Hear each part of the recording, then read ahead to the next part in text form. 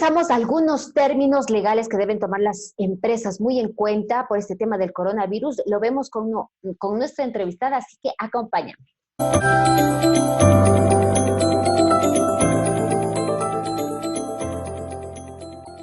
Emprendedores en el mundo digital 414.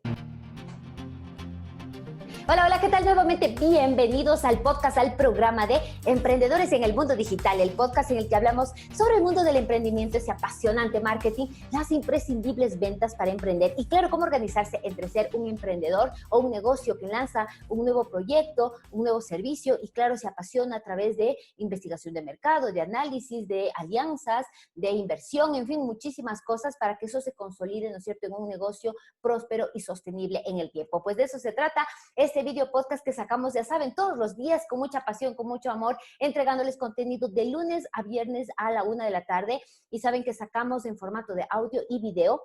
En los diferentes podcatchers nos pueden escuchar. Y pues bueno, ahora estamos un jueves más, jueves 23 de abril del 2020, ¿no es cierto? Seguimos en este tema del confinamiento con muchas complicaciones, ¿no es cierto? Y hoy voy a dedicar el episodio de todas aquellas empresas que ya tienen temas legales que tienen que resolver, que tienen inquietudes de pronto en la parte laboral, que es lo que más inquieta ya sin estar trabajando. En realidad es un drama como las empresas, por más que tengan buena voluntad, pero si ya no hay liquidez, de pronto van a tener que despedir con el dolor del alma a la gente, o esta flexibilidad o estos acuerdos que está promoviendo el gobierno para que se pueda llegar a consensos. Pero claro, la parte legal, ¿cómo está? ¿Cómo nos ampara? ¿Cómo podríamos como empresas evitarnos después sanciones que van a ser como más complicadas?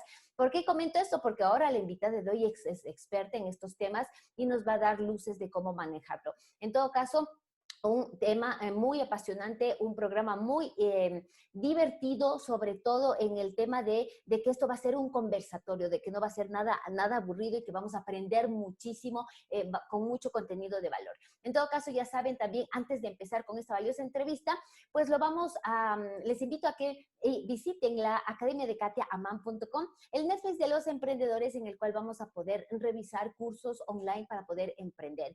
Si ahora estás con la fase de que quieres crear tu propia página web, que si de pronto tienes un negocio físico y quieres generar tu ficha de negocios de Google para aparecer en los mapas, o quieres hacer campañas de Facebook, de Google, quieres saber cuáles son las estrategias de marketing digital que más te convienen, pues entra a katiaaman.com y en la sección de cursos online vas a poder acceder a todos, siempre y cuando te suscribas tal cual como el Netflix. Así que echa la invitación, realmente vale la pena, que está estupendo. Y ahora sí, no les canso más, estamos con mi querida amiga Janet. Janet, ¿cómo estás? Muy buenos días. Gracias, bienvenida gracias por aceptar la invitación. No, muchas gracias a ti, Katia, por la invitación. Para mí, la verdad, es un honor estar compartiendo con ustedes este podcast y aportar con un granito de arena desde mi expertise a los emprendedores y a esta gente que le pone tantas ganas a su trabajo, especialmente ahorita en tiempos de pandemia, que se nos ha venido duro, pero creo que también es un momento de grandes oportunidades y el tema es de ser resilientes y aprovecharlas, ¿no? Así que nada, a las órdenes y mucho gusto de estar aquí. Gracias, mi querida Janet. Pues bueno, ya la escucharon, pero claro, antes de yo hablar la experiencia que ya tiene sobre este tema y cómo nos va a ayudar a solventar algunas dudas que seguramente los negocios ya tienen, las empresas en temas legales, pues mi querida Janet, quisiera que te presentes. ¿Quién es Janet Colamarco y a qué te dedicas? Muchas gracias, Katia. Mira, sí, efectivamente soy Janet Colamarco. En cuanto a mi formación profesional, soy abogada especializada en tecnologías de la información y comunicación. Okay. He desarrollado durante mi trayectoria de trabajo una especialidad que son las telecomunicaciones y las tecnologías, como te digo, de información y comunicación, y Claro. a ellas he enfocado mis servicios, especialmente al sector corporativo, a las empresas y también a los emprendimientos. Tengo un estudio jurídico que se llama LegalTech, es un estudio jurídico boutique justamente enfocado en lo que es ayudar a los emprendimientos y a las empresas que están relacionadas con Internet o tecnologías de la información y comunicación. Entonces, tenemos un interesante paquete en donde ayudamos a los emprendedores que están iniciando en estos desarrollos de aplicativos y herramientas para que puedan tener, digamos, todo un esquema normativo completo en el que tengan todos los aspectos legales en regla. hacerla. Entonces, les ayudamos en el desarrollo de su negocio justamente con este apoyo y asesoría legal. Entonces, les ayudamos en la constitución de la compañía, el registro de la marca y todo el tema de contratación que es tan importante también para las empresas. Perfecto. Adicionalmente, soy mamá, tengo 2 hijos y aquí combinando las 2 actividades desde casa, en el trabajo y también la crianza de los pequeños. Es un reto, ¿no? Y en realidad ahí me siento identificada plenamente, trabajar desde casa, eso hablábamos fuera de micrófonos, que es una oportunidad de seguir trabajando y de alguna manera estar más en contacto con nuestros hijos, ¿no? Y es un reto al inicio, bueno, ¿cómo divido mi tiempo? Ya no salgo a la oficina, estoy en mi casa, pero bueno, es un reto que mucha gente lo está experimentando ahora obligatoriamente. Ahora, bueno, vamos a entrar en materia y gracias por ese abanico de cosas. Ya saben, mi querida audiencia, traemos a expertos fabulosos acá que nos van a ayudar con contenido. Tú mencionabas este apoyo, ¿no es cierto? Este paquete de guiar al emprendedor, a los negocios, ¿no es cierto? En estas primeras fases, de pronto cuando se están recién constituyendo, entonces el marco legal, qué deberían hacer, qué deberían registrar, el tema de propiedad intelectual, también me imagino en la marca, ¿no es cierto? Para que después no haya problemas. Y también mencionabas cuando las marcas tienen este despertar o esta necesidad de estar utilizando tecnologías, ¿no es cierto? Comunicaciones. Por ejemplo, ¿a qué específicamente te refieres cuando, digamos, ahora un restaurante, para poner un ejemplo, un restaurante que toda la vida ha vendido físicamente y pues tenía su tráfico, su gente que iba y ahora por completo ha cambiado la situación. No puede abrir las puertas y ahora yo he visto que ha pasado un tiempo porque es un proceso en que las empresas digan, bueno, ¿y ahora cómo hago? ¿Dónde cocino? ¿Cómo organizo? Y sobre todo, ¿cómo hago llegar mis productos? Entonces, ven la necesidad de enlazarse con sus clientes a través de medios digitales. Ahí en esta forma, en el marco legal, ¿hay algún impedimento o hay algo que nosotros, las empresas pequeñas, deban saber para comenzar a implementar este tipo de cosas que por la emergencia lo hemos tenido que hacer? Sí, claro, efectivamente es un buen momento para que una empresa entre de lleno en lo que es la transformación digital de su negocio. Claro. Es decir, primero contar con estos canales de comunicación con sus clientes y al mismo tiempo de prestación del servicio como tal. Entramos ahí en 2 temas legales que son interesantes. El uno es el comercio electrónico, porque lo que estamos haciendo simplemente es el comercio utilizando las plataformas y todas estas vías de comunicación que son las tecnologías de la información y comunicación, sea a través de cualquier dispositivo, llámese desde los smartphones, pasando por las laptops, computadoras, etcétera, y utilizando la gran carretera que es el Internet. Entonces, justamente desde ahí ya estamos haciendo un comercio electrónico. Y un comercio electrónico sí tiene que tener algunos requisitos legales que los emprendedores y las empresas deben conocer. Primero es del tema efectivamente, yo siempre recomiendo que en el ámbito de propiedad intelectual la marca esté registrada.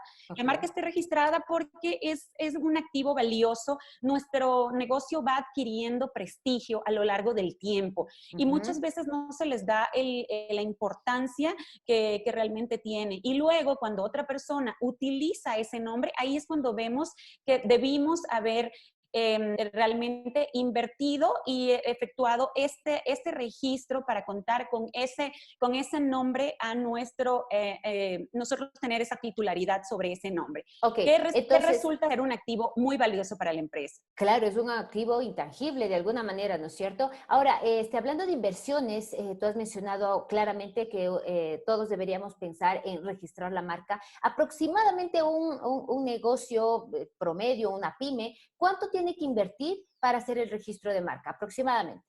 Bueno, eso dependerá un poco de las marcas, tú las puedes registrar en varias clases internacionales. Entonces, primero tienes que determinar si quieres como una marca de servicios, una marca de fábrica, un nombre comercial. Si quieres todas ellas o si quieres dentro de en las clases internacionales, en la marca de servicio, registrarla en distintas clases internacionales, cada registro tiene un valor que es una tasa administrativa que actualmente la entidad encargada se llama CENADI antes era el Instituto Ecuatoriano de Propiedad Intelectual, ahora se llama CENADI. Ella es la encargada de hacer ese registro. Entonces tienes que pagar unas tasas y luego de eso, más o menos, aproximadamente, si una empresa quiere, digamos, tener como nombre comercial más una marca de servicio en una clase internacional, aproximadamente puedes estar hablando de que entre lo que es tasas más lo que es los honorarios del asesor. del estudio jurídico, más o menos vas a estar hablando de unos $1,000. Entonces, eso es lo que puede ser. Ahora, es importante también hacer conocer a los emprendedores que no necesariamente necesitas el aval de un abogado. Ahora, una persona puede ir al CENADI y puede registrar su marca pagando únicamente las tasas y llenando ellos el determinado formulario.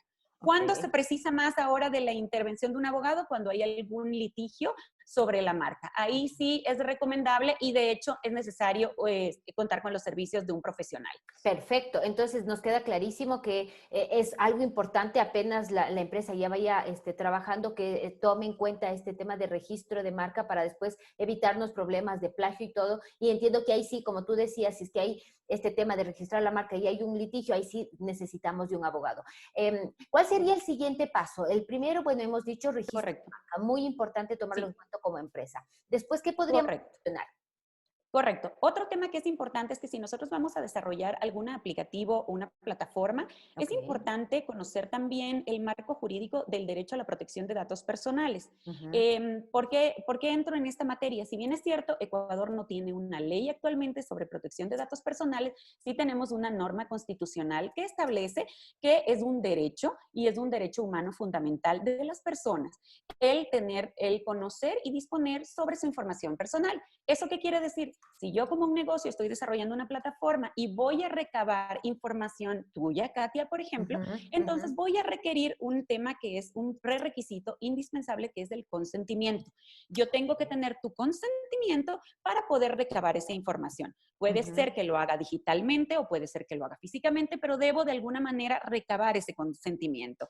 Actualmente se puede utilizar el audio, por ejemplo, no hay ningún problema, video para recabar esa, o dentro de la misma herramienta con un botón en donde tú aceptes expresamente la recopilación de esos datos. Y te digo por qué esto es importante, porque realmente lo que puede pasar es que la persona esté utilizando esta información, pero no para estos fines lícitos, sino que pueda ser luego vendida en el mercado negro, utilizada para temas que no son los que inicialmente se le comentaron al usuario para los que iban a ser utilizados. Entonces ahí es importante que el usuario sepa para qué se van a usar sus datos, cuál es la finalidad y que solo recaben esos datos que son necesarios. Esto se llama minimización de los datos. Es decir, que si es para un servicio de comida, no tienen por qué estarte preguntando temas que no tienen, o llenar datos que no tienen relación con ello, como que, por darte un ejemplo, qué religión profesas o cuántos hijos tienes. Esto no tiene nada que ver con el servicio que te están ofreciendo.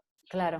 Aquí tal vez un paréntesis, Katia, también es importante, hablando de pandemia, hay una proliferación ahorita de apps y aplicativos y herramientas digitales para autodiagnóstico del COVID o para pasarte información sobre lo que está pasando, sobre la crisis, lugares donde hay aglomeraciones, mapeos de zonas de lo que se llaman mapas de calor, zonas donde hay más de aglomeraciones de personas o incluso en donde están personas que están infectadas. Es importante conocer eso porque ese tipo de aplicaciones están tratando datos sensibles, muchos de ellos como información de la salud de las personas y deben contar con un consentimiento expreso. ¿Por qué? Porque los datos de salud están dentro de esta categoría especial en protección de datos personales que se llaman datos sensibles. Entonces, estos datos sensibles es importante que nosotros tengamos mucho cuidado al proporcionarlas a las distintas herramientas o apps a las que estamos ingresando y que tengamos ese tiempo para revisar quién es el responsable de esa información, para qué se va a utilizar y luego de que termine la emergencia, que esos datos no sean utilizados para finalidades a las que nosotros no hemos autorizado. Qué vital esto, ¿no? Y justamente qué interesante lo que nos mencionas del contexto, de tener claro nosotros también como usuarios de que tenemos derechos y que debemos vigilar de no nomás ingresar en cualquier lado esta información sin primero validar que esta empresa realmente sea responsable de aquellos datos sensibles como el tema de salud. Bueno, hemos hablado hasta ahora, entonces, para hacer una recapitulación, de pronto para aquellas personas que recién se están uniendo, sobre el registro de marca, es decir, entrar a las instituciones. Bueno, acá en el Ecuador se llama CENADI, en los diferentes países también habrá instituciones en las cuales se puede hacer el registro de la marca para identificar pues el nombre, la tipografía, colores y todo lo que tenga que ver con la marca de esa empresa para evitar Así es. problemas a futuro. Y hemos también hablado como segundo punto que ahora debemos tomar en cuenta, si bien es cierto, no hay una ley, eh, pero sí como constitución tenemos el derecho a que nuestros datos no sean vulnerados y sobre todo estos temas de datos sensibles por este lado. Entonces, tomar en cuenta aquellas empresas que están comenzando a comercializar a través de diferentes canales, desde su propia página web, por ejemplo, o pedir información, que realmente haya un proceso de consentimiento antes de utilizar esos datos realmente muy valiosos. ¿Qué más podríamos hablar? Porque, claro, quiero comentarles a la audiencia que mi querida Janet nos ha propuesto bastantes temas muy amplios y ahora vamos a abarcar como en forma general todos aquellos tópicos que de manera legal las empresas van a estar interesadas y claro, después ustedes mismos me irán retroalimentando qué tema quieren que vayamos profundizando a futuro, siempre con la gran apertura que tiene Janet para colaborar con nosotros. En todo caso, otro tema, mi querida Janet, que podríamos poner sobre la mesa. Claro que sí. Como te decía, en el asunto del comercio electrónico es muy importante que nosotros sepamos que cuando estamos brindando algún servicio, como puede ser el de entrega, por ejemplo, de alimentos, el momento en que nosotros estamos haciéndolo vía cualquiera de las plataformas, estamos realmente haciendo un contrato. En términos sencillos, estamos contratando simplemente a través de una vía telemática. Esa es simplemente la única diferencia. Entonces, como es obvio, tenemos que tener mucho cuidado de ciertos temas legales de ahí, que es justamente el acordar con el precio y el servicio. Hay que ser muy concretos en cuál es el objeto del contrato, ¿no? Y efectivamente saber que el consumidor, en este caso, también está dotado de estas herramientas que le da la ley en caso de que haya un mal servicio o que no se entregue el servicio. Y en este punto es importante las empresas que estén muy conscientes de que al ser un contrato paralelo al contrato que hubiéramos firmado físicamente con cualquier empresa, entonces estamos sujetos a las mismas obligaciones, a entregar el servicio de acuerdo a lo que está establecido, conforme a las condiciones que se acordaron, y si es que existiera algún servicio defectuoso o no entregado, como te decía, pues el consumidor tiene derecho a presentar la correspondiente queja. Entonces, es importante, yo creo, en el ámbito de las plataformas digitales, el tener muy claro que para nosotros es muy importante la imagen que tenemos ante esta imagen digital que vamos creando, esta reputación Claro, digital. claro. Yo creo que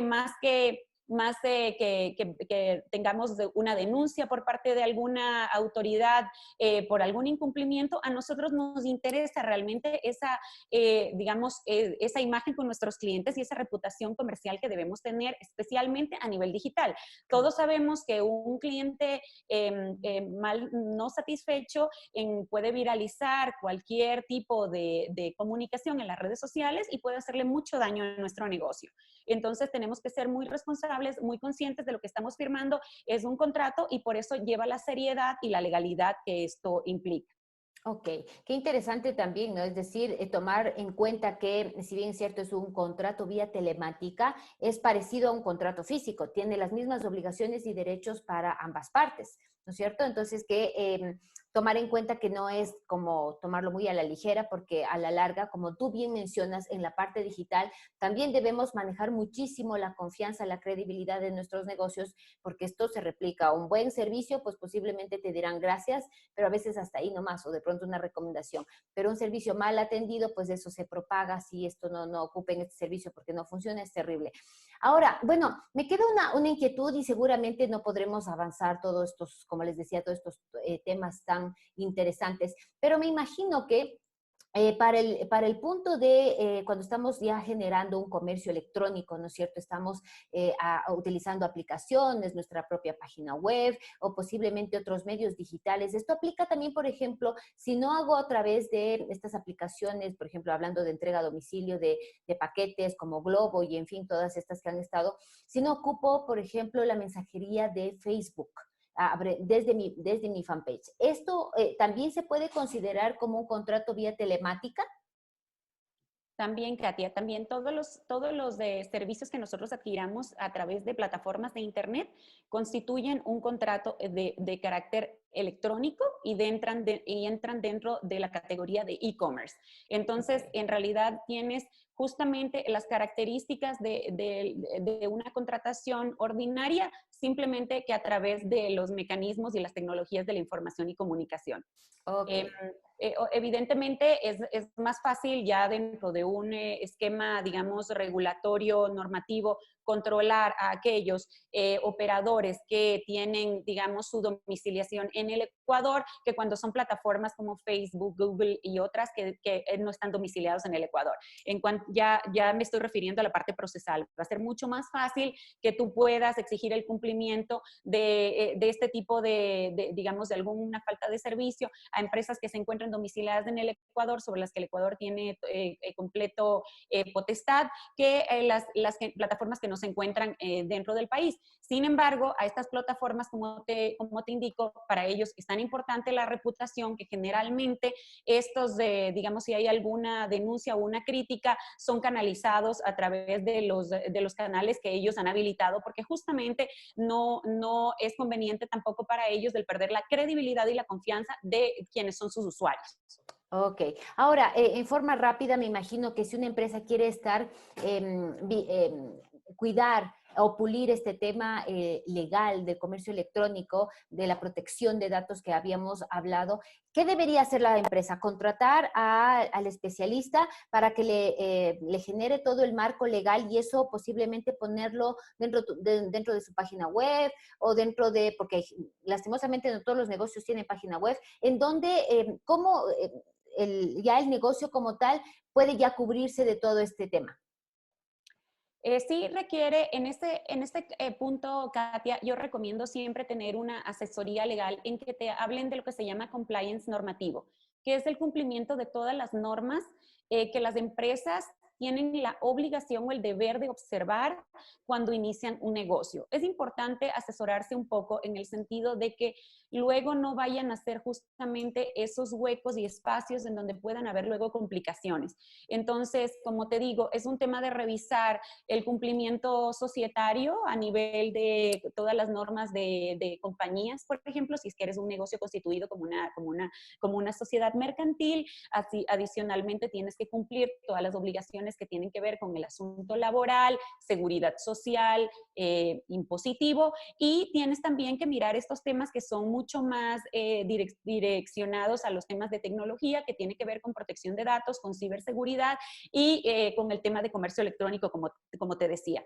No es algo, a la final, como nosotros siempre les decimos a los clientes, es verdad que tenemos en Ecuador muchísimas regulaciones. La verdad es que sí, las empresas y los emprendedores están llenos de regulaciones y obligaciones que tienen que cumplir, pero cuando te las ponen en blanco y negro y te las detallan con claridad, es mucho más fácil el poder llevarlas y no tener Claro, luego estos contratiempos que finalmente resultan siendo más onerosos.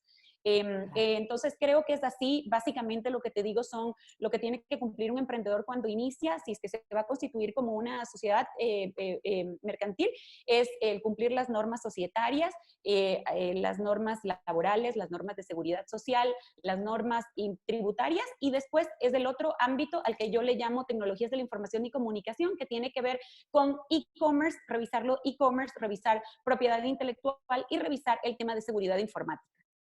Y es otro tema que no hemos abordado y el tema de seguridad informática. Bueno, hemos hablado primero de registro de marca, ¿no es cierto?, de protección de datos, de e-commerce y ahora el tema de seguridad informática. ¿Qué deberíamos entender o qué deberíamos como negocios saber cómo cuidar esos datos? Me imagino que sobre todo también los datos nuestros, los datos del cliente o aquellas transacciones que se elaboran dentro del comercio electrónico, ¿sería así? Correcto. Como tú bien lo has dicho, la información es el activo más valioso de las empresas. Hoy por hoy, cada vez ese activo va teniendo más y más valor.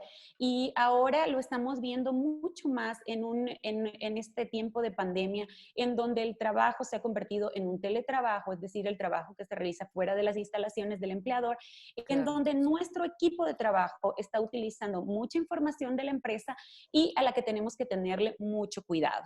A Ujú. ver, en temas de ciberseguridad es importante que la empresa primero tenga unos protocolos, debe tener unos protocolos de seguridad.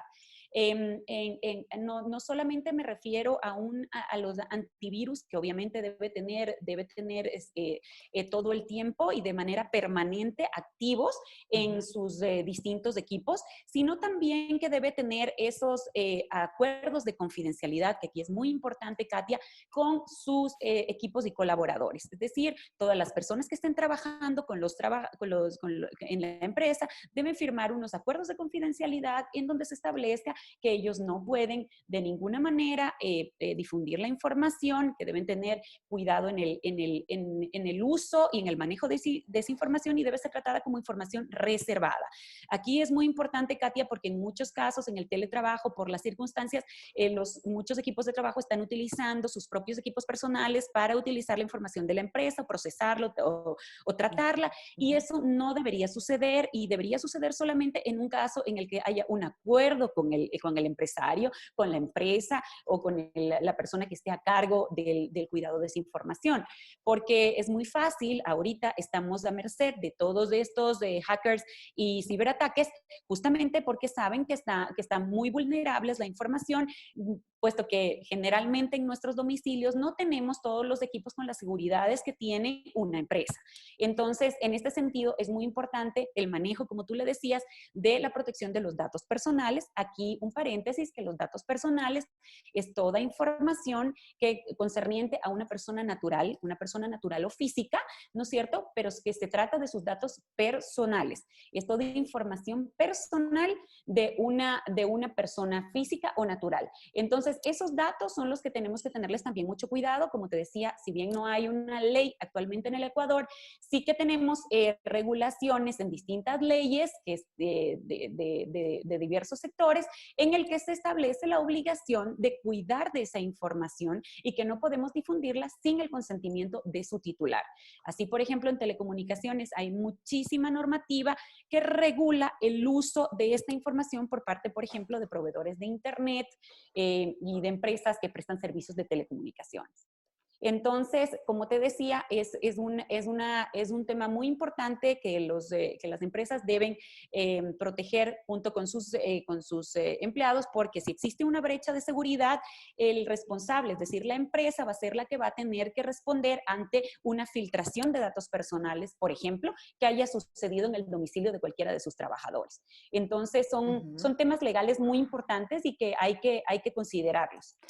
Excelente. Ahora, ¿cuál sería el mecanismo práctico que deberían hacer? O sea, yo igual me asesoro de la parte legal, de un estudio del abogado de mi confianza para generar estos acuerdos de confidencialidad, me imagino redactados con el criterio justamente del especialista, y los hago firmar y esto tengo que registrarlo en alguna institución pública o esto solo se aplica cuando se ha dado cuenta de que el colaborador ha infringido con estos acuerdos. Correcto. Katia, en este sentido no existe todavía, como no tenemos una ley, no existe la necesidad de registrar estos acuerdos Ujú. ante ningún registro o en alguna entidad. Sin embargo, sí es importante contar con estos acuerdos porque son de alguna manera un fundamento para las empresas, un respaldo de que efectivamente se cumplieron los requisitos o las previsiones necesarias para proteger la información que no es ni del empresario ni tampoco del empleado, sino de terceros. Entonces, es importantísimo contar con ese respaldo y en el caso, como tú dices, de que se presente algún incidente o alguna brecha de seguridad, poder tener esto como respaldo. Y esto es donde, si se diera el caso, ¿qué institución, acá en el Ecuador hablemos, regula esta falla o controla o revisa que Mira, efectivamente en se este haya... caso, si tuviéramos en el país ya una ley, seguramente habría una autoridad de protección de datos que sea la responsable y la encargada de llevar adelante todos estos procesos, ¿no? Ujú, Entonces se hace una investigación para fin de determinar si es que el responsable de los datos, en este caso la empresa, cumplió con todas las obligaciones para proteger los datos, si se trató de un tema de fuerza mayor o si definitivamente hubo negligencia o falta de cumplimiento de obligaciones. Pero claro. como actualmente no lo tenemos, pues lo que se hace es como recordarás cuando hubo la filtración de los datos que estaban en la nube Claro. de los ecuatorianos. Entonces, lo que se hizo en este caso fue acudir a la fiscalía. O sea, se lo trata como si Mm, fuera un proceso de un delito y en este caso interviene la fiscalía, hace la investigación a fin de determinar los responsables. ok, Pero más allá de llegar a esos temas que, digamos, son más de complicados. Lo que es importante como empresarios es ahorita, creo que es un buen momento, Katia, para armar un protocolo de seguridad en el que uno pueda establecer primero cuáles son esas medidas técnicas, administrativas que yo debo implementar y al recurso humano que yo debo implementar para para poder llevar con tranquilidad el teletrabajo y asimismo poder proteger los datos personales y tener una seguridad del manejo de la información de la empresa que, como te digo, es tan valioso. digamos que nosotros, qué interesante y gracias mi querida Janet por todo lo que nos comentas. Digamos que estamos hablando de una pyme que tiene unos 5 colaboradores en sus casas. Si es que esta empresa no ha despertado este tema o no sabía que debía manejar ciberseguridad y escucha este podcast y dice, bueno, tengo que ponerme sobre la marcha, aproximadamente en tema de presupuesto, ¿cuánto debe invertir una empresa para manejar estos protocolos, obviamente con la asistencia de los expertos en la parte legal y tener este protocolo cubierto? Bueno, en realidad es difícil poner una cifra porque dependerá mucho de los requerimientos que vaya y sobre todo de la naturaleza del negocio, del tamaño del negocio.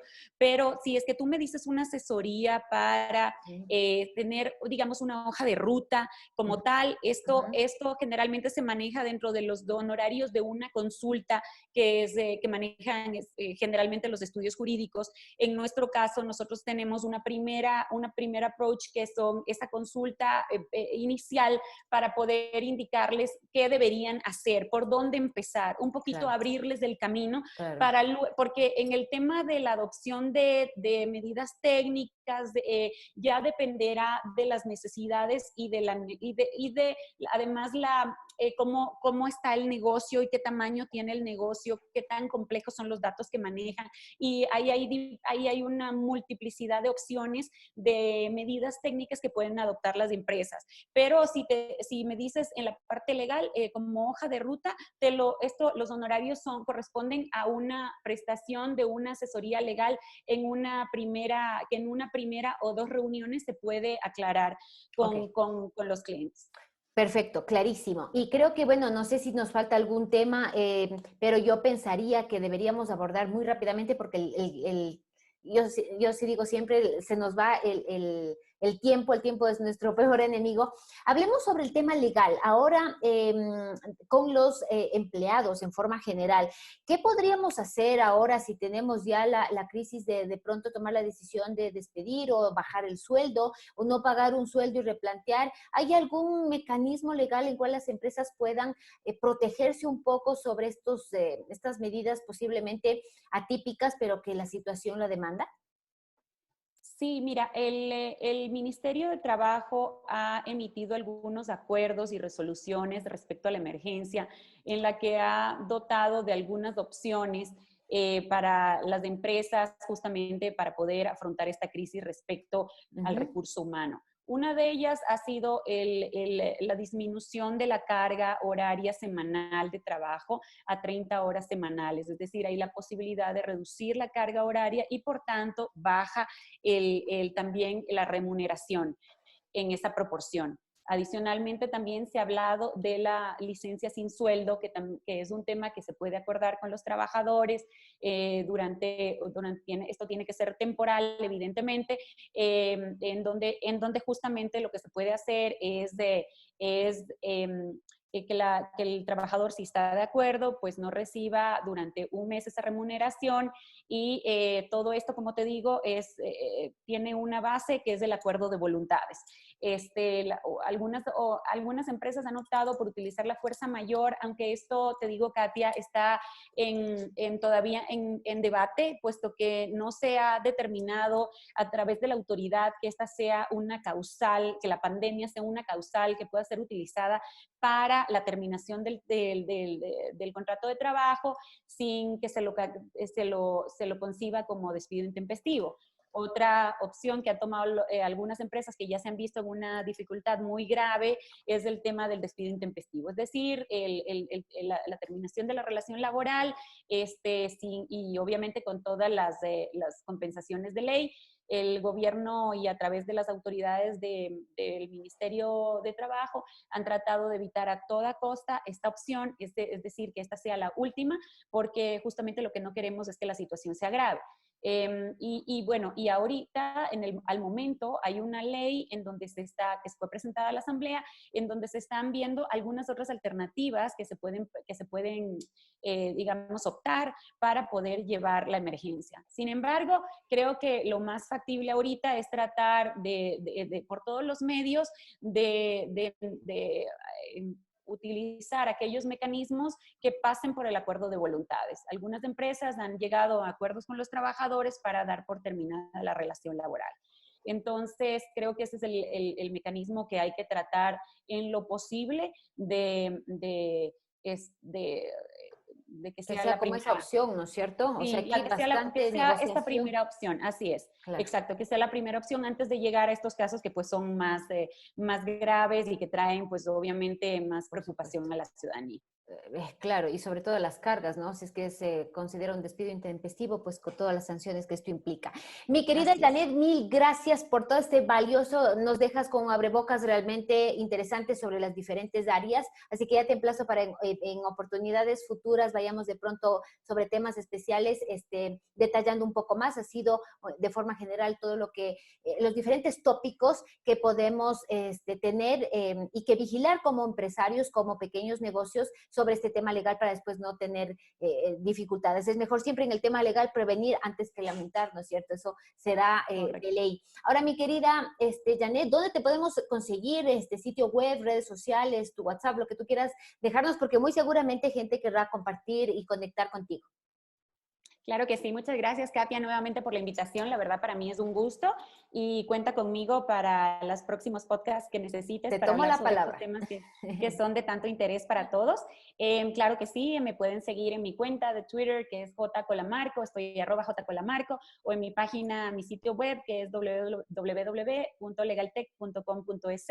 Y adicionalmente estoy también en LinkedIn como Janet Colamarco. Así que muy abierta a cualquier sugerencia y de verdad un gusto poder haber sido parte de tu programa. Muchísimas gracias, mi querida Janet. Hemos aprendido mucho, nos dejas con estas inquietudes realmente para que los empresarios, los pequeños negocios vean que en realidad hay que tomar acción sobre esto.